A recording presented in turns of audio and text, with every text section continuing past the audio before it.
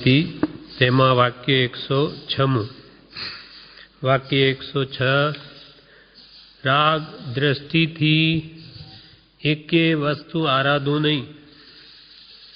રાગ દ્રષ્ટિથી એકે વસ્તુ આરાધો નહીં.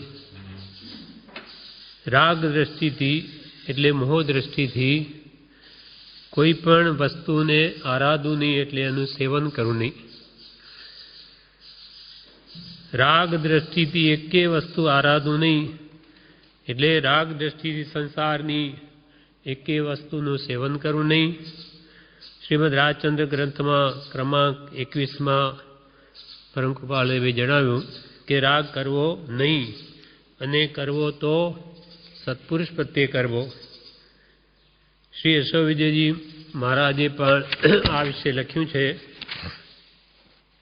કે રાગ ન કરશો કોઈ જન કોઈ શું રે, નવી રહેવાય તો કરજો મુનિ શું રે. જેમ કૃપાલદેવે કહ્યું કે રાગ કરવો નહીં ને કરવો સત્પુરુષ પ્રત્યે કરવો, તેમ યશો વિજયજીએ પણ એ જ કહ્યું રાગ ન કરશો કોઈ જન કોઈ શું.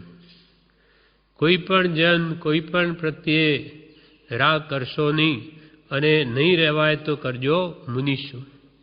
તો જ્ઞાની પુરુષ પ્રત્યે રાગ કરજો. કેમ? તો કે એક પક્ષી રાગ છે એટલે આપણો રાગ પણ ક્ષય થશે. જેમ કે ગૌતમ સ્વામીનો ભગવાન મહાવીર પ્રત્યેનો રાગ તે અંતે કેવળનાન પ્રગટ થયું. ભલે રાગ હતો તેથી કેવળનાન અટક્યું હતું, પણ અંતે ભગવાન પ્રત્યેનો રાગ અંતે કેવળનાન આપીને જ રહ્યો. એટલે કે છે કે સંસારની અત્યંત પ્રીતિ તોડવા માટે પહેલાં તો સંસાર પ્રત્યેનો અત્યંત પ્રેમ ને પ્રશસ્ત પ્રેમ કરવા માટે પહેલાં સત્પુરુષના ગુણો પ્રત્યે પ્રેમ કરો અને તેથી સંસારનો પ્રેમ ઘટશે. અને એ અંતે એ રાગ એક પક્ષી હોવાથી જરૂર વિતરાગતા આપશે. કૃપાલદેવ પોતે લખે છે મોક્ષમાળામાં, ગૌતમ મુનિનો રાગ આપણને બહુ સૂક્ષ્મ બોધ આપે છે. ગૌતમ મુનિનો રાગ આપણને બહુ સૂક્ષ્મ બોધ આપે છે. ભગવાન પરનો મોહ ગૌતમ જેવા ગણધરને દુઃખદાયક થયો તો પછી સંસારનો તે વળી પામર આત્માઓનો મોહ કેવું અનંત દુઃખ આપતો હશે. જ્યારે ભગવાન વિતરાગ પ્રત્યેનો મોહ પણ ગૌતમ જેવા ગણધરને દુઃખદાયક થયો એટલે કે કેવળનાન પ્રગટ થવા ન દીધું, તો પછી સંસારી જીવોનો, પામર જીવોનો સંસાર પ્રત્યેનો મોહ, રાગદ્વેષના ભાવો એને કેવું અનંત દુઃખ આપતો હશે. સંસારરૂપી ગાડીને રાગ અને દ્વેષ રૂપ બે બળદ છે. એ ન હોય તો સંસારનું અટકન છે. જ્યાં રાગ નથી ત્યાં દ્વેષ નથી. આ માન્ય સિદ્ધાંત છે. રાગ હોય તો જ દ્વેષ હોય. જ્યાં રાગ નથી ત્યાં દ્વેષ છે જ નહીં. આ માન્ય સિદ્ધાંત છે. રાગ તીવ્ર કર્મબંધનનું કારણ છે. એના ક્ષયથી આત્મસિદ્ધિ છે. રાગ તીવ્ર કર્મબંધનનું કારણ છે. એનો ક્ષય થઈ ગયો કે પછી તો કેવળનાન પ્રગટે છે. એટલે કૃપાલ કે રાગ કરવો નહીં, કરવો સત્પુરુષ પ્રત્યે કરવો. અસલ તો રાગ દ્રષ્ટિથી જગતની એક પણ વસ્તુને નું સેવન કરવું નહીં. પણ હવે અનાદિથી અભ્યાસ પડેલો છે રાગનો, તો ન છૂટાય તો સત્પુરુષના ગુણો પ્રત્યે કરવો. હવે વાક્ય 107 વૈરીના સત્ય વચનને માન આપવું. વૈરીના સત્ય વચનને માન આપવું. સામાન્ય રીતે જેની સાથે અણબનાવ થયો હોય તેનું ગમે તેવું સારું કહે, તે ગમે તેટલું મતલબ સારું કહે તો પણ એ અવળું જ ભાષે. કેમ કે એના પ્રત્યે આપણને વિપરીત બુદ્ધિ છે, વૈરભાવ છે. તેના વિશે જે કંઈ પણ મત બંધાય તેના આધારે જ બંધાય છે કે ભાઈ આ તો મારો દુશ્મન છે, માટે જે કહે તેને અવળું જ ભાષે. તેમ કોઈ ધર્મનું ખંડન કરવા માટે શાસ્ત્રો વાંચતો હોય તો એ શાસ્ત્રમાં દોષ ક્યાં છે ત્યાં જ એની દ્રષ્ટિ હોય. તેથી એને સત્ય હાથમાં ન આવે કે એને તો એમાંથી દોષ જોવા છે. દોષ ક્યાં છે? દોષ દ્રષ્ટિ હોવાથી એને સત્ય એ જાણી ન શકે. મધ્ય દ્રષ્ટિ હોય તો જે અપેક્ષાએ તેમાં સત્ય કહ્યું હોય શાસ્ત્રમાં તેટલા અંશે તેના ધ્યાનમાં આવી શકે. પણ દ્રષ્ટિ વિષમ હોવાથી, દોષ દ્રષ્ટિ હોવાથી તેમાં સત્ય હોવા છતાં પણ એને ધ્યાનમાં ન આવે.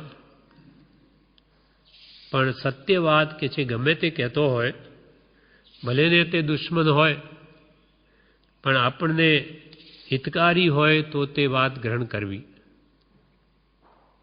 પ્રભુશ્રીજીએ વટામણવાળો પત્ર લખ્યો છે, એમાં પણ પોતે કૃપાલદેવે પ્રભુશ્રીએ જણાવ્યું કે કોઈ કંઈ શિખામણ દે, કોઈ આપણને શિખામણ આપે તો તેને કહેવું કે તમારું કહેવું સાચું છે, આત્મહિત થતું હોય તો તેમ કરી લેવું, પણ છણકા કરવા નહીં, ખીજાવવું નહીં. કોઈ આપણને આપણા ભલા માટે કોઈ બે વાત કહેતો હોય, શિખામણ આપતો હોય તો આપણને કલ્યાણરૂપ લાગે તો તે પ્રમાણે કરવું, ન લાગે તો પણ છણકા કરવાની, ખીજાવવું નહીં. એ આપણા ભલાની દ્રષ્ટિથી એ કહે છે. પ્રભુશ્રીજીની પણ એવી સમજાવવાની પદ્ધતિ હતી કે બ્રહ્મચારી કે નાના છોકરાઓને પણ વાત ગળે ઉતરી જાય. એવી રીતે જેવું પાત્ર તે પ્રકારે તેને ઉપદેશ આપે. આમ વૈરીના સત્ય વચનને પણ માન આપવું. સત્ય વાત હોય તો ભલેને વૈરી કહે, દુશ્મન કહે તો પણ એને પણ સ્વીકારવું. સત્ય જ્યાં ત્યાંથી પણ ગ્રહણ કરવું, ગમે તે ધર્મનું હોય. જેમ આપણે ઘણા આવા શ્લોકો, ગાથાઓ પ્રભુશ્રીજી કે બ્રહ્મચારીજીએ ઉપદેશામૃતમાં કે બોધામૃતમાં અન્ય ધર્મોના છે, સંતોએ કહેલા છે, ઉપયોગી લાગ્યા તો લીધા છે. વૈરાગ ઉપશમને બળ આપે એવા હોય તો મહાપુરુષો એને સ્વીકારે છે. સત્ય ગમે ત્યાંથી પણ ગ્રહણ કરવું અને પોતાનું પણ અસત્ય હોય તો મૂકી દેવું. આ પ્રમાણે વૈરીના સત્ય વચનને માન આપવું. હવે કૃપાલદેવ પછી 107મું વાક્ય વાંચ્યું. હવે વાક્ય 108 થી 115 સુધીના વાક્યો મૂળમાં જ નથી, મૂળમાં છે નહીં આટલા વાક્યો. 108 થી 115 સુધી. હવે કયા કારણે નથી લખાયા કે પછી કંઈ ઉધઈ લાગવાથી ખવાઈ ગયા કે શું થયું ખબર નહીં, પણ છે નહીં અંદર. હવે વાક્ય 116મું. વાળ રાખવું નહીં. ગ્રસ્ત માટે કહ્યું. વાળ રાખવું નહીં, ગ્રસ્ત. હવે બોધામૃત ભાગ 3માં બ્રહ્મચારીજી પોતે જ આના વિશે એક પત્રમાં લખે છે. વાળ ઉપર જેટલી આસક્તિ છે તેટલો દેહાધ્યાસ છે. વાળ ઉપર જેટલી આસક્તિ છે તેટલો દેહાધ્યાસ છે. એ સહજ વિચારે સમજાય તેવી વાત છે. માથું હોળતા વાળ કાંસકા ઉપર આવ્યા હોય તેને ઘરના કોઈ ખૂણામાં પણ રાખવા કોઈ ઈચ્છતું નથી. કાંસકી ઉપર વાળ આવે પછી એને તુચ્છ ગણીને કોઈ ખૂણામાં રાખે નહીં, એને બહાર જ ફેંકે. તથા હજામત કરાવેલા વાળ પણ દૂર ફેંકી દે છે. કોઈ કપડામાં ભરાયો હોય તો તે વાળ ખૂંચ કરે તેવી નિરર્થક ચીજમાં વારંવાર વૃત્તિ રાખી તેની ઠીકઠાકમાં મનુષ્ય ભવની મોંઘી પડો ગુમાવવી એ વિચારવાનને કેમ પાલવે? બ્રહ્મચારીજી આ પત્રમાં લખ્યું છે. એટલે કોઈ તેવી નિરર્થક ચીજ કે જોને કોઈ ઘરમાં સંગ્રહવા ઈચ્છે નહીં, ખૂણામાં રાખે નહીં અને ક્યાંય કપડામાં ભરાય તો ખૂંચ કરે, એવી તુચ્છ વસ્તુને સંભાળવામાં અમૂલ્ય માનવ દેહની મોંઘી પળો ગુમાવવી એ વિચારવાનને તો એ કેમ પાલવે?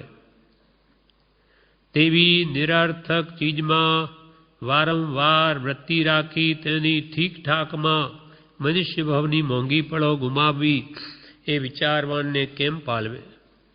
ઘણા સ્ત્રી પુરુષોને વારંવાર માથાના વાળ ઠીક કરવા કે જેમ હોડીને રાખી મૂક્યા હોય તેવા રહ્યા છે કે નહીં તેની પરીક્ષા કરવા માથે હાથ ફેરવતા જોઈએ છીએ. અને તે ટેવનું રૂપ લે છે, એટલે વગર કારણે શિર પર હાથ ફર્યા કરે છે. આ મોહની ઘેલછા છે, તેનું સૂક્ષ્મ અવલોકન કરી અંતરવૃત્તિઓને તપાસી તેને સન્માર્ગે વાળવી ઘટે છે. જેમને દેહાધ્યાસ એ મહાદોષ ભાસ્યો છે અને જે સંસારથી વિરક્ત થયા છે તે મહાપુરુષો તો કેશને ક્લેશરૂપ જાણી મોહના મૂળ જાણી તે પરમ પુરુષો શ્રી તીર્થંકર જેવા તો તેને મૂળથી ઉખેડી નાખે છે. એમાં કહ્યું કે ઘણા સ્ત્રી પુત્રોને તો એવી વારંવાર કે ટેવ હોય તે માથામાં હાથ ફેરવ્યા કરે અને કે જેમ વાળ ઓળીને રાખેલા તેમ છે કે નહીં તે એવી ટેવ પડી જાય એટલે માથા ઉપર હાથ વારંવાર ફર્યા કરે. એ ટેવનું રૂપ લે છે, એટલે વગર કારણે શિર પર હાથ ફર્યા કરે. આ મોહની ઘેલછા છે અથવા જ્ઞાનીઓની દૃષ્ટિએ દેહાધ્યાસ છે. માટે એનું સૂક્ષ્મ અવલોકન કરી અંતરવૃત્તિઓને તપાસી તે વૃત્તિઓને સન્માર્ગે વાળવી ઘટે છે. અને જેમને દેહાધ્યાસે મહાદોષ ભાસ્યો કે આ દેહની સંભાળ રાખવી એ મહાદોષ જેને ભાસ્યો અને જે સંસારથી વિરક્ત થયા એવા મહાત્માઓ કે તીર્થંકરો તે તો આ કેશને એટલે વાળને ક્લેશરૂપ જાણી મોહના મૂળ જાણી તે પરમ પુરુષો શ્રી તીર્થંકર જેવા તો તેને મૂળથી જ ઉખેડીને નાખી દે છે. એટલે કે પંચમુષ્ટિ લોચ કરે છે દીક્ષા લે ત્યારે. આ જ ભાવ બ્રહ્મચારીજીએ ઋષભદેવ ભગવાનના જીવન ચરિત્રમાં લખ્યો છે. એક ગાથા છે કેશ વિશેની. કુટિલ ધૂર્ત વિલાસ વાસ ગણી કેસ લોચ તે કરતા રે. કુટિલ ધૂર્ત વિલાસ વાસ ગણી કેસ લોચ તે કરતા રે. તજી શણગાર અણગાર બની તે મહાવ્રતો ઉચ્ચરતા રે. તજી શણગાર બની અણગાર તે મહાવ્રતો ઉચ્ચરતા રે.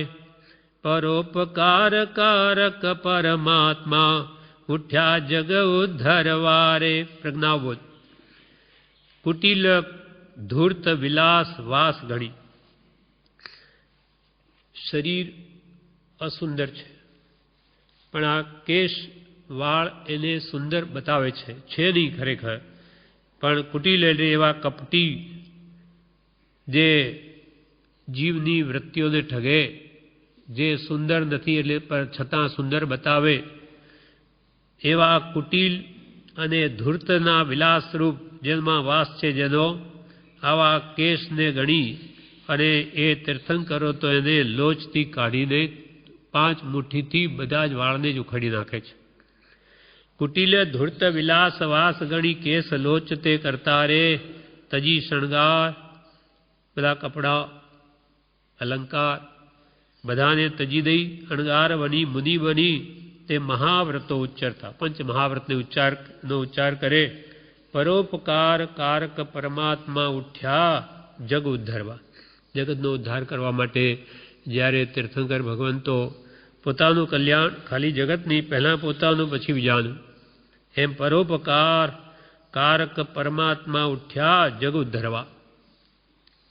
ત્યારે દીક્ષા લે ત્યારે એ પ્રમાણે વાળને ઉખેડે છે. માટે દરેક બાબતનો ઊંડો વિચાર કરતા શીખો એ જ વિનંતી. બ્રહ્મચારી આ પત્રમાં લખે, માટે દરેક બાબતનો ઊંડો વિચાર કરતો શીખો એ જ વિનંતી. બોધામૃત ભાગ 3. આ પ્રમાણે વાક્ય 116મું વાળ રાખવું નહીં. ગ્રસ્ત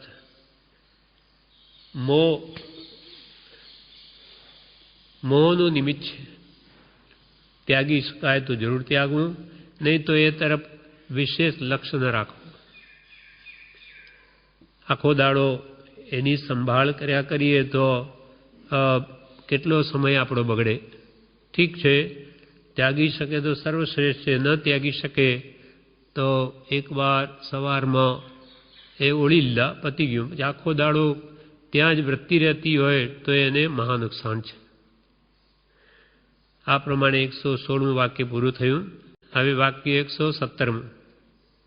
કચરો રાખવું નહીં. ગ્રસ્તને ઘર હોય કે દુકાન વગેરે હોય તેમાં કચરો રાખવાથી જીવોની ઉત્પત્તિ થાય, તેથી હિંસા થાય. સ્વચ્છતા રાખવાનું કહ્યું, નહીં તો પછી જીવજંતુ ઉત્પન્ન થાય અને એને પછી દૂર કરે એટલે બિચારા મરે, પણ ઉત્પન્ન ન થાય તેવું કરવું. કચરો રાખવું નહીં. ગ્રસ્તને ઘર હોય કે દુકાન હોય તેમાં કચરો રાખવાથી જીવોની ઉત્પત્તિ થાય, તેથી હિંસા થાય. રોગની ઉત્પત્તિ થવાનો પણ સંભવ છે, માટે કચરો રાખવું નહીં, પણ ઘર સ્વચ્છ રાખવું. રોગની પણ ઉત્પત્તિ થાય કચરો રાખવાથી, માટે ઘર સ્વચ્છ રાખવાથી જીવજંતુ જ ઉત્પન્ન થાય. એટલે રોજે ઘરની સાફ સફાઈ થવી જોઈએ. જાળા પણ લેવા જોઈએ. 2 દિવસે ત્યાં પણ ઝાડુ ફેરવું જોઈએ, નહીં તો ઉપર બધા કરોડિયા માળા ઘાલી દે, પછી એના ઘર તોડવા પડે. માટે પહેલેથી જ સ્વચ્છતા રાખવી. પછી વાક્ય 118મું. ગારો કરવું નહીં આંગણા પાસે. ગારો કરવું નહીં આંગણા પાસે. આંગણા પાસે પાણી કે હેઠવાળો ઢોળવાથી, ગારો એટલે કાદવ કે કીચડ થાય, જેથી જીવોની ઉત્પત્તિ થાય, મચ્છર વગેરે પણ થાય, તે રોગનું કારણ બને છે. માટે આંગણા પાસે ગારો કરવું નહીં. અર્થાત ગમે ત્યાં ઘરમાં કે જ્યાં પાણી ઢોળવું નહીં કે જેથી કીચડ થાય, મચ્છર થાય, પણ યથાયોગ્ય સ્થાને જ પાણીનો એ પણ અલ્પ ઉપયોગ કરો અને અઠવાડો વગેરે રાખવું નહીં. મહાપુરુષે તો થાળી પણ ધોઈને જ પીવાનું કહ્યું છે કે અઠવાડો હોય તો જંતુ ઉત્પન્ન થાય. અઠવાડો પહેલાં હેઠું નાખવું જ નહીં, લોકોને ખાવાનું ન મળે અને આપણે હેઠું નાખીએ એ યોગ્ય નથી. અને જેટલું જોઈએ તેટલું જ લઈએ. થાળી એકદમ સાફ કરી લઈએ, ધોઈને પી જઈએ તો એને પછી જ્યાં બધો અઠવાડો બધી થાળીઓ ધોવે ત્યાં બહાર જાય જ નહીં, છે જ નહીં તો શું બહાર નીકળે. એટલે એ બધી જ હિંસાનો દોષ નહીં તો આપણને લાગે છે. હવે વાક્ય 119મું. ફળિયામાં સ્વચ્છતા રાખવું નહીં. ફળિયું એટલે પોતાની જે શેરી હોય એમાં રહેતા હોઈએ ત્યાં પણ કે છે અસ્વચ્છતા રાખવું નહીં. સાધુને માટે કે છે. પહેલાં ગ્રસ્તને માટે કહ્યું, હવે સાધુ છે.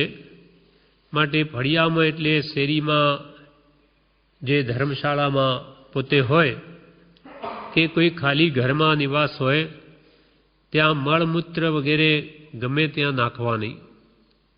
માનો કોઈ શેરીમાં સાધુને ઉતારો આપ્યો તો અહીંયા બહાર જ ફેંક્યા કરે, એટલે હાલતા ચાલતા અથવા બાજુમાં ઘર હોય તેને આ થાય કે આ શું આવું ગમે ત્યાં મળમૂત્ર ફેંકે, તો કે ગમે ત્યાં મળમૂત્ર ફેંકવા નહીં, પણ એકાંત જગ્યામાં મળમૂત્ર વગેરે પરઠવા. નહીં તો ફળિયામાં જે લોકો રહેતા હોય એમને દુર્ગંધા થાય અને તેથી સાધુ પ્રત્યે દ્વેષ ભાવ આવે કે આવા સાધુ ક્યાંથી આવ્યા કે જેથી અમને આવી દુર્ગંધા સહન કરવી પડે, આ સાધુ જતા રહે તો સારું. આમ સાધુ પ્રત્યે અભાવ થાય તો એ નિમિત્તે લોકો કર્મ બાંધે. માટે ગામ બહાર કે એકાંત જગ્યામાં મળમૂત્ર પરઠવા, ફળિયામાં અસ્વચ્છતા રાખવું નહીં. સાધુ જે ધર્મશાળામાં રહેતા હવે શેરીમાં ગમે ત્યાં મળમૂત્ર નાખે નહીં, પણ એકાંત જગ્યામાં નાખે કે જ્યાં કોઈને નડતર રૂપ ન હોય. હવે 120મું વાક્ય. ફાટેલા કપડાં રાખવું નહીં. સાધુ ફાટેલા કપડાં હોય તેના ટુકડે ટુકડા કરી મુનિએ જંગલમાં પરઠવા, પણ તેનો સંગ્રહ કરવો નહીં. મુનિ ફાટેલા કપડાં ગ્રસ્તની જેમ ઘરમાં રાખી શકે નહીં. ફાટી ગયા છે તો એને મુનિ કોઈ બીજાને આપી પણ શકે નહીં કે ભાઈ આ લો તમે વાપરજો, એ પણ મુનિનો ધર્મ નથી. એટલે એ ફાટેલા ટુકડા જે હોય કપડાં એના ટુકડે ટુકડા કરી મુનિએ જંગલમાં પરઠવા, પણ તેનો સંગ્રહ કરવો નહીં. પછી 121મું વાક્ય. અણગળ પાણી પીવું નહીં. અણગળ એટલે ગળ્યા વગરનું, અળગણ. અણગળ પાણી પીવું નહીં. બ્રહ્મચારીજી કહે કે પ્રભુ શ્રીજીએ જણાવ્યું કે જ્ઞાની કેમ બોલે, પોતે દોષમાં ના આવે તેમ સ્યાદવાદપૂર્વક બોલે. જેમ કે જ્ઞાની કહે ગાળીને પાણી પીવું, પણ અળગણ પાણી પીવું નહીં. એ વિશે પ્રભુશ્રીજીએ પૂછ્યું, આ બે વાક્યમાં કંઈ ફેર હશે? એક તો એમ કે ગાળીને પાણી પીવું અને એક એમ કે અળગણ પાણી પીવું નહીં. એ બે વાક્યમાં કંઈ ફેર હશે? વિધિ નિષેધ સિવાય આપણને એમાં કંઈ બીજો ફેર જણાતો નથી. એકમાં તો કહ્યું કે ગાળીને પાણી પીવું અને એકમાં એમ કહ્યું કે અળગણ પાણી પીવું નહીં. તેથી પ્રભુશ્રીએ કહ્યું કે પહેલા વાક્યમાં તો આજ્ઞા છે અને બીજા વાક્યમાં સામાન્ય ઉપદેશ છે. પહેલું વાક્ય કહ્યું કે ગાળીને પાણી પીવું, આમાં તો આજ્ઞા થઈ કે પાણી પીવું, ગાળીને પીવું. જ્યારે બીજામાં તો પાણી તમારે પીવું કે ન પીવું તમે જાણો, પણ અળગણ પાણી પીવું નહીં, આમાં આજ્ઞા નથી. એટલે બીજું વાક્યમાં સામાન્ય ઉપદેશ છે. પહેલા વાક્યમાં ગાળીને પાણી પીવું એમના આજ્ઞા થઈ. માટે કાચું પાણી ગાળીને પણ વાપરવામાં જે હિંસા થાય તેના ભાગીદાર આજ્ઞા આપનાર પણ ગણાય. કોઈ મુનિ એમ કહે કે તમે ગાળીને પાણી પીઓ તો એમાં ભલે ને કાચું પાણી ગાળીને પીએ પણ એમાં એને આજ્ઞા આપી એટલે આમાં હિંસાના ભાગીદાર એ પણ થયા. ગાળીને પાણી પીવું એમાં આજ્ઞા થઈ, માટે કાચું પાણી ગાળીને પણ વાપરવામાં જે હિંસા થાય તેના ભાગીદાર આજ્ઞા આપનાર પણ ગણાય. જ્યારે અળગણ પાણી પીવું નહીં એટલે ગાળ્યા વગર પાણી પીતો હતો તેને ત્યાંથી પાપ કરતાં રોક્યો, પણ તે પાણી ગાળીને પણ પીવું એવી કોઈ પ્રકારે એમાં આજ્ઞા નથી, પણ માત્ર સામાન્ય ઉપદેશ તેમાં કર્યો છે. અળગણ પાણી પીવું નહીં એટલે એમાં કોઈ ઉપદેશ નથી કે ભાઈ તમે પાણી પીઓ જ, પણ જ્યારે બી તમારે પીવું હોય તો અળગણ પીવું નહીં એમ કહ્યું. એટલે એમાં કોઈ દોષ નથી પેલા વાક્યની અપેક્ષાએ. જ્યારે તમારે કે ગાળીને પાણી પીવું એમાં આજ્ઞા થઈ ગઈ એટલે પેલો કાચું પાણી પણ ગાળીને પીએ તોય દોષ લાગે. એટલે મુનિ વાક્ય બોલતા પણ કેટલો ઉપયોગ રાખ્યો છે. પણ પાણી ગાળીને પીવું એવી કોઈ પ્રકારે એમાં આજ્ઞા નથી, પણ સામાન્ય ઉપદેશ માત્ર તેમાં કર્યો છે. માટે અણગળ પાણી પીવું નહીં, અર્થાત ગાળ્યા વગર પાણી પીવું નહીં, એવે પોતે પ્રતિજ્ઞા કરે છે. માટે અળગણ પાણી પીવું નહીં, અર્થાત જ્યારે બી પાણી પીશ ત્યારે ગાળીને પીશ. એના માટે બ્રહ્મચારીજીએ મોક્ષમાળા વિવેચનમાં લખ્યું છે, પાણી બેવડું ગલણું કરી કાળજીથી ગાળવું. બેવડું ગલણું, કાપડ 2 કપડાં લેવા, પતલા પતલા, પણ પતલા એટલે જાડી એવા નહીં. આમ ડોટી લેવી પણ ડબલ ગળણું કરવું. પાણી બેવડું ગલણું કરી કાળજીથી ગાળવું. ગળણું બીજા વાસણમાં તારવી લેવું અને સંખાળો જીવ ન મરે ત્યાં નાખવો. ખરેખર તો જે કૂવામાંથી પાણી આવે તે ગાળેલા પાણીના જીવાણુના જંતુઓ એ કૂવામાં જ જવા જોઈએ, તો જ એ જીવો બચી શકે. હમણાં તો જીવાણીના જતન ભાવથી કરીએ છીએ કે જ્યાં ન મરે, અને એક આ જો ન ગાળ્યું તો એ જીવો મચલાય, કૂટાય, પીટાય, એટલા બચે. બાકી એ બિચારાનો પ્રાણ તો બચતા જ નથી. કેમ કે ક્યાં નાખે? કૂવા જ નથી. બધા આ પાણી આ બધા પાઇપમાંથી આવતું હોય એ ક્યાં નાખવા જાય? પાછું જે કૂવાનું પાણી હોય એ જ કૂવામાં જવા જોઈએ. બીજા કૂવામાં નાખો તો મરી જાય છે. પહેલાંના જમાનામાં જ્યારે પાણી ભરીને બૈરાઓ લાવતા ત્યારે સવારમાં જ્યાં જે કૂવામાંથી પાણી લાવે તે બીજે દિવસે સવારમાં પાછું કોઈ પાણી ગાળી અને જીવાણી સાથે લઈ જાય, એ કૂવામાં નાખી દે અને પછી ત્યાંથી લઈ આવે. પણ હવે આજે એ બધા હિંસા જ છે. આ સંડાસો, આ બધા બાથરૂમ, પાણી, બધી હિંસા જ છે.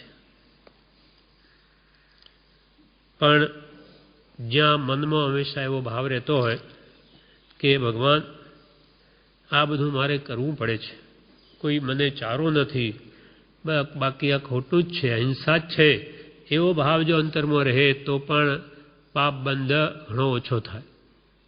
અને એક રાજી થઈને ગમે તેમ પાણી ઢોલે અને કોઈ આમાં વિચાર જ નથી તો એ વિશેષ કર્મ બાંધે છે. એટલે આમાં અળગણ પાણી પીવું નહીં. હવે હજુ વિશેષ જણાવે છે કે અળગણ પાણી પીવાથી કેટલો દોષ લાગે એના વિશે કહે છે. સંવત્સરેણ યત પાપમ કૈવર્તસે હિ જાયતે એકાહેન તદાપ્નોતિ અપુત જલ સંગ્રહી.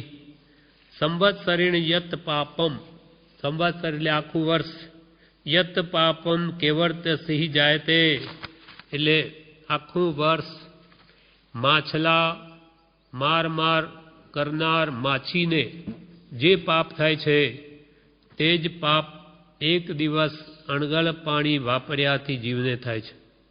પ્રવેશિકામાં બ્રહ્મચાર્ય લીધેલું છે કે આખું વર્ષ એક જીવ માછલા જ માર કરે તો એ માછી મારને કેટલું પાપ લાગે, તેટલું પાપ એક દિવસ અળગણ પાણી વાપરવાથી જીવને થાય છે.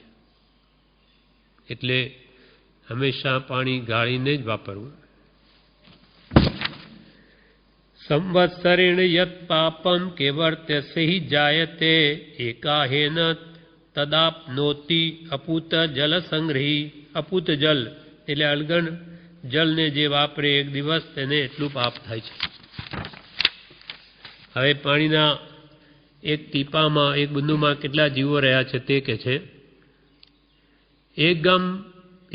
એકગમ્મી ઉદક બિંદુ ભી જે જીવાજીણ વરેહી પન્નતા તે ખત્તા સરી સવ મિત્તા જંબુ દિવ્યન માયંતી.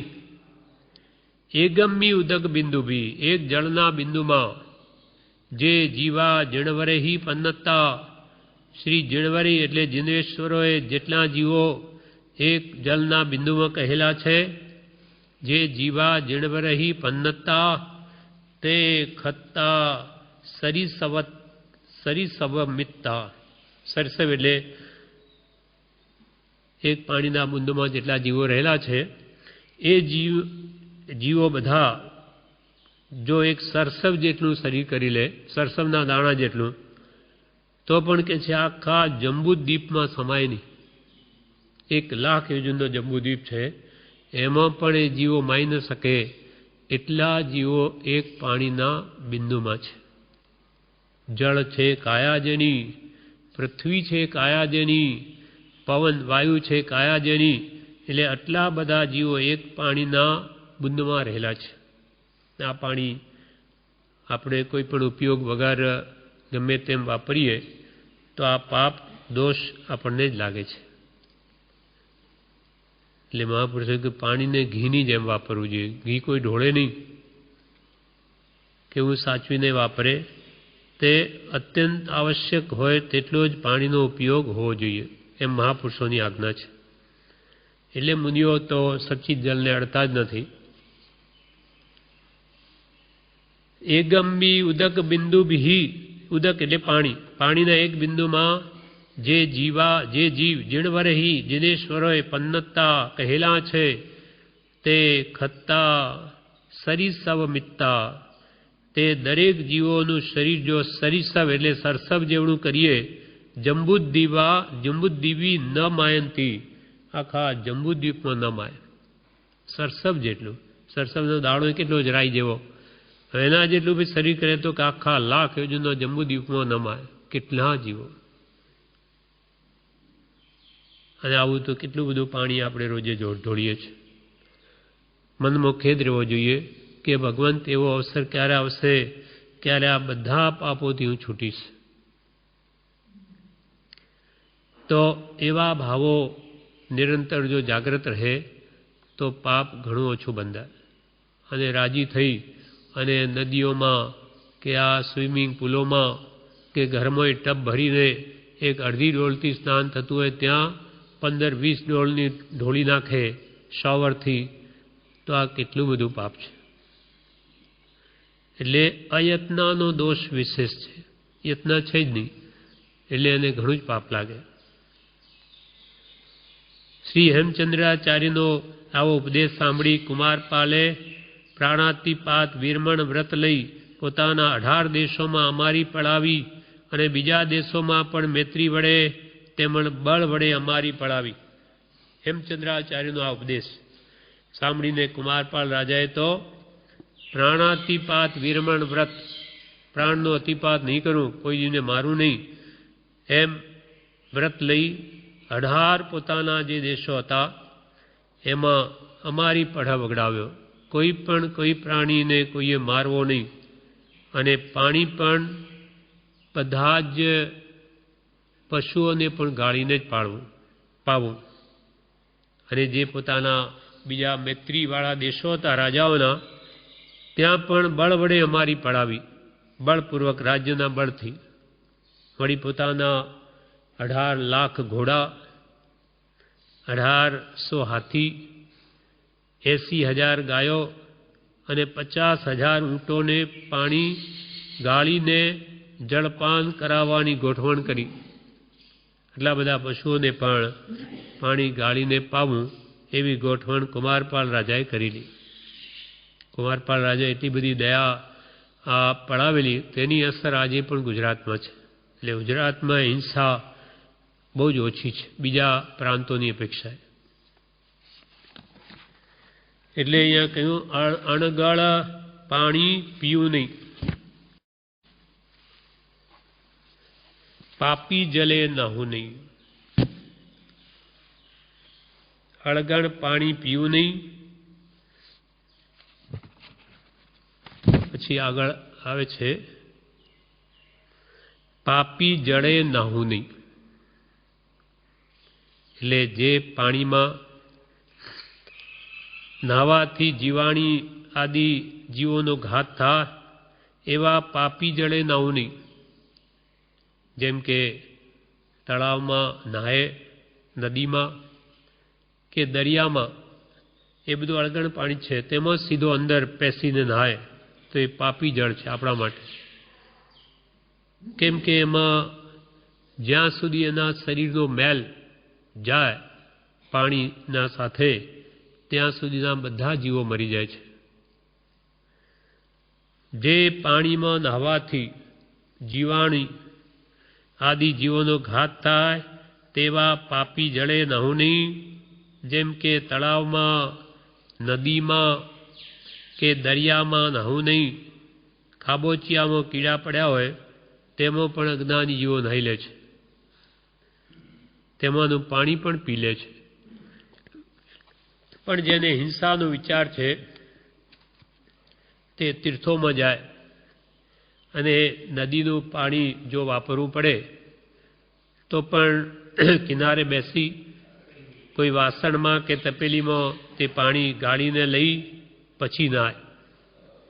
એમ કરવાથી જેટલું પાણી તે વાપરે તેટલા સાથે જેને સંબંધ હોય. જો નદી આદિમાં નાય કે અંદર પડે તો ઘણા જીવોની હિંસા થાય. આપણે સવારમાં જ આલોચનામાં બોલીએ છીએ,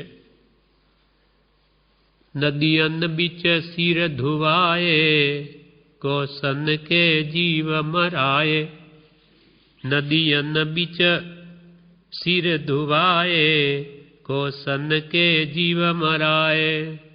નદીમાં માથું ધોવે સીધા નદીમાં કે નદીમાં જઈને નાહવાથી એક કોષ સુધીના જીવોની ઘાત થાય છે. નદી અને બીચે સિર ધોવાય, કોસન કે જીવ મરાય. એટલે આપણા શરીર ઉપર જે પાણી થઈને ગયું એમાં જે મેલ ભળ્યો એ મેલ જે બીજા જીવોને અડે એની મૃત્યુ થઈ જાય તો એક કોષ સુધીના જીવો બિચારા મરી જાય. કેટલું પાપ લાગે. કોસન કે જીવ મરાય. નદીમાં જઈ નાહવાથી એક કોષ સુધીના જીવોની ઘાત થાય છે. જ્યાં સુધી તેના શરીરને સ્પર્શેલું મેલું પાણી જાય ત્યાં સુધી પાણીના જીવો મરી જાય છે. માટે અણગળ એવા પાપી જલે નાહું નહીં. માટે અણગળ ગાળ્યા વગરના પાણીથી હું નાહું નહીં. અને નદી, તળાવ કે આ સ્વિમિંગ પુલ વગેરેમાં તો કદી જવું નહીં. દરિયા ભલે ને કિનારા ઉપર હોય તો એ સીધું અંદર તો પેસાય જ નહીં, કેમ કે બધા અળગણ પાણી છે. એ બધા આપણા માટે પાપી જળ થઈ ગયું, કેમ કે એ આપણને પાપ બંધાવનાર છે. એના ઉપર એક દૃષ્ટાંત આપે છે, એક બાઈનું દૃષ્ટાંત. નદીએ નાહવાનું ફળ. એક બાઈ દરરોજ સવારમાં ઉઠી નદીએ નાહવા જાય ત્યારે રસ્તામાં તે ભજન બોલતી બોલતી જાય. પછી સવારે નાહીને આવી તે માથું ઓળવા બેઠી. ઓળતા ઓળતા વાળમાંથી નાના માછલા નીકળ્યા. તે જોઈ તેને થયું કે આજે તો બહુ પાપ થયું, માટે લાવ કોઈ જ્ઞાની પુરુષ પાસે જઈ ને તેનું પ્રાયશ્ચિત લઉં. તેથી એક જ્ઞાની મુનિ પાસે જઈ તેણે તે વાત જણાવી. આજે વહેલી જ ઉઠી અને નાહવા ગઈ એટલે એને ભાન રહ્યું નહીં. નાવીને આવે પછી બાળ ઓળવા બેઠી કે એમાંથી તો માછલાના બચ્ચા નીકળ્યા નાના. તેને થયું કે શું આજે તો ઘણું પાપ થયું, ચાલો કોઈ જ્ઞાની પુરુષને પૂછ્યું એનું શું પ્રાયશ્ચિત. એટલે મુનિ પાસે ગઈ. મુનિએ પણ જ્ઞાન બળથી જાણ્યું કે આને આટલું જ પાપ નથી લાગ્યું, બીજું પણ વધારે પાપ લાગ્યું છે. તેથી એ બાઈને એણે એમ કહ્યું કે અમુક વહોરાને ત્યાં જઈ અને 2 પૈસાનું તાજું તેલ લઈ આવો. એટલે તે બાઈ પેલા વહોરાને ત્યાં તેલ લેવા ગઈ. વહોરે રાત્રે પીલેલું તેલ ડબ્બામાંથી કાઢ્યું કે લાલ દીઠું. તેથી તે વહોરો બોલ્યો કે કોઈ રાંડ વહેલી ઉઠીને બોલતી બોલતી જતી હતી, તેથી સવાર થઈ ગઈ હશે એમ જાણી મેં ઉતાવળમાં જોયા વગર ઘાણી જોડી દીધી, પણ કંઈક પીલાઈ ગયું લાગે છે. એમ કંઈક હોળ તપાસ્યો તો હાડકાં દેખાયા. પાસે બિલાડી બેઠી બેઠી રોતી હતી. એટલે વહોરો અફસોસથી બોલ્યો કે અરર, આ બિચારી બિલાડીના બચ્ચા પીલાઈ ગયા.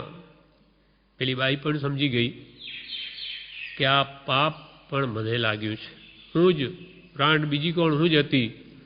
બોલતી બોલતી જતી હતી એટલે એને તરત ઘાણી જોડીને આ લગાડના બચ્ચા બિચારા પીલાઈ ગયા મારા નિમિત્તે.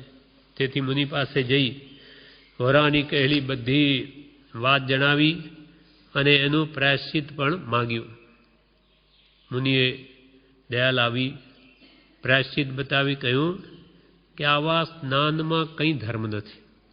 આવી રીતે વહેલું ઉઠી રાત્રે જઈ નદીએ નાહવું અને એનો ધર્મ માનવો, એમાં કોઈ ધર્મ નથી. મહાભારતમાં પણ એમ કહ્યું છે કે કેવી નદીમાં નાહવું.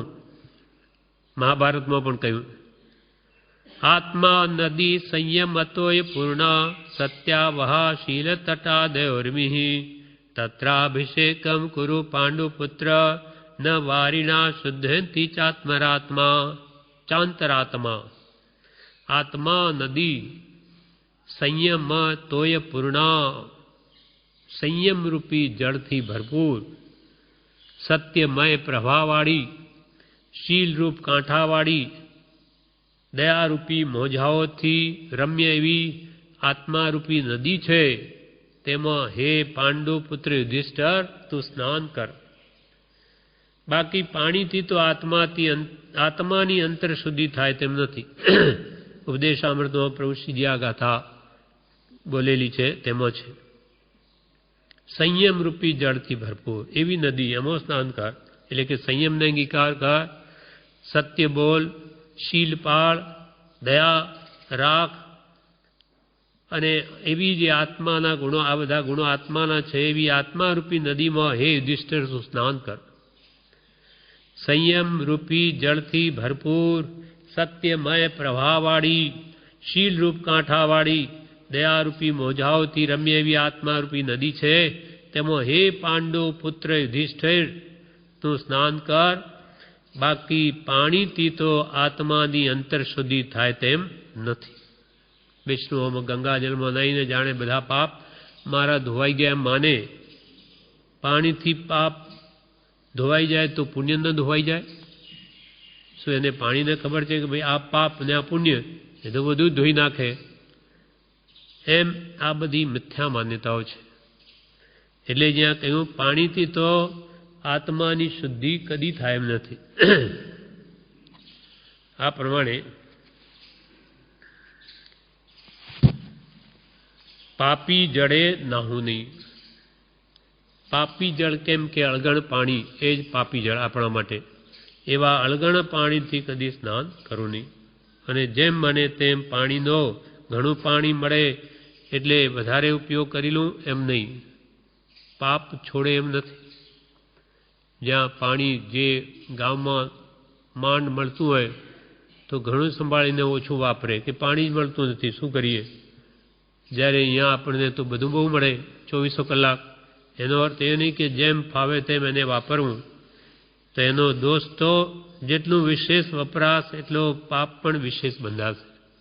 એટલે જેમ બને તેમ આવશ્યકતાથી વિશેષ એનો ઉપયોગ કરવો નહીં. તેમ ઓછું વપરાશે તેટલું આપણા હિતમાં છે. કેમ કે જળ છે કાયા જેની, તે જળ કાય. જેમ પૃથ્વીને ખોદીએ તો પૃથ્વી છે કાયા જેની, વનસ્પતિ છે કાયા જેની, વાયુ છે કાયા જેની, એ બધા જીવો હણાય છે. પંખાનો પણ ઉપયોગ જેટલો આપણે વિશેષ કરીએ તેટલા જીવોની હિંસા જ થાય છે. અને એનો દોષ આપણને છે જ, એ કોઈ છોડે નહીં. થોડું સહન કરવાનો અભ્યાસ કરે તો થઈ શકે એમ છે.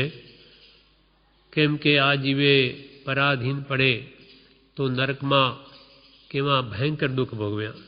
ત્યાંની ગરમી કેવી કે ઉપરથી 1,00,000 મણનો ગોળો એ નરકમાં છોડ્યો હોય લોખંડનો, તો એ પૃથ્વીને અડે નહીં. એના પહેલાં તો પ્રવાહી થઈ જાય, એકદમ લિક્વિડ બની જાય. એ ગરમી કેવી! પરાધીનપણે આ જીવ એવા દુઃખ ભોગવ્યા છે કે નારકી જીવ જો અહીંયા આવે અને એને આપણી અગ્નિ ઉપર સુવડાવ્યો હોય તો ઊંઘ આવી જાય. કેમ કે એના કરતાં અનેક ગણી, હજારો ગણી ગરમી ત્યાં જીવ પરાધીનપણે ભોગવે છે. એના હિસાબમાં તો આ કંઈ જ નથી. છતાં પણ એને ઉપયોગ નથી, જાગૃતિ નથી, ગરમી બહુ છે, શું કરીએ? પણ ત્યાં કોણ તેની તારી સંભાળ લે? એમ આ જીવ જો સહનશીલતાનો અભ્યાસ કરે તો જ્ઞાની કે મૃત્યુ સમયે પણ અનેક દુઃખ આવશે તો પણ ઉપયોગ ચલિત નહીં થાય. સહનશીલતા અને ક્ષમા, ધીરજ, સમાધિ મરણમાં મૃત્યુ મિત્રો સમાન સહાય કરશે. મન ધરો પ્રભુ ચરણમાં, મિત્રની જેમ સહાય કરશે. આવો અભ્યાસ, અને અભ્યાસ એ સર્વસિદ્ધિ છે. આ પ્રમાણે વાક્ય 122 પાપી જડે નવની. હવે 21મું વાક્ય છે, વધારે જળ ઢોળવું નહીં. વધારે જળ ઢોળવું નહીં. વધારે જળ ઢોળવાથી અપકાય આદિ જીવોની ઘાત થાય છે. તે ઉપરાંત કીચડ, ગંદવાડો વગેરે પણ થાય. તેમાં ઘણા કીડાઓ ઉત્પન્ન થાય છે. જરૂરથી વધારે પાણી ઢોળવાથી વિશેષ પાપની પ્રવૃત્તિ થાય. તેને અનર્થ દંડ કહ્યો છે. વધારે અપકાય એટલે જળકાય. વધારે ઢોળવા જીવોની ઘાત થાય, કીચડ થાય, ગંદવાડો થાય, ઘણા કીડો ઉત્પન્ન થાય, અને જરૂરથી વધારે પાણી ઢોળવાથી પાપની પ્રવૃત્તિ પણ વિશેષ થઈ. એને અનર્થ દંડ કહેવામાં આવ્યો છે. ઠારેલું પાણી હોય તે પણ વધારે ઢોળવું નહીં, એવી આજ્ઞા આ 4 અંગ સૂત્રમાં ભગવાને કરી છે. કારણ કે પૃથ્વીકાય જીવોને જે જળ છે તે શસ્ત્રરૂપ છે. આપણે પૃથ્વી ઉપર, ભૂમિ ઉપર પાણી રેડીએ, એ ભૂમિકાયના જીવોને, પૃથ્વીકાયના, એને તો શસ્ત્રનું કામ કરે. પૃથ્વીકાયના જીવોને જળ તે શસ્ત્રરૂપ છે. તેમજ કીડી વગેરે જીવો હોય તે તો બિચારા જળમાં જ ડૂબી જાય. કેટલાક તણાઈ જાય, કેટલાક દુઃખી થાય. માટે વધારે જળ ઢોળવું નહીં. એટલે કૃપાલદેવ 123મું વાક્ય લખ્યું, વધારે જળ ઢોળવું નહીં. અત્યંત આવશ્યકથી વિશેષ જળ ઢોળવું નહીં. આ પ્રમાણે 123 વાક્ય પૂરા થયા. આગળના આવતીકાલે.